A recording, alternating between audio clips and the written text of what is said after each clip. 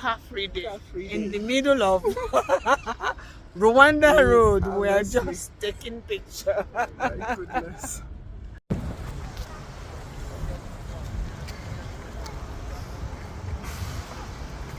Start times the Rwanda. This is what you wanted to snap. I can well. It's still a free day.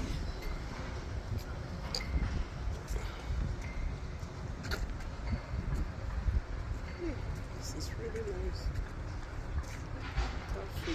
Car-free day. Yeah, this is good. I think I got what I wanted. What's on the joke?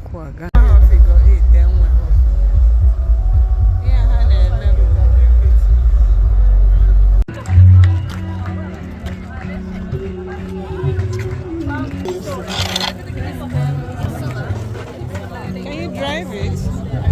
Can you drive it? Can you drive it?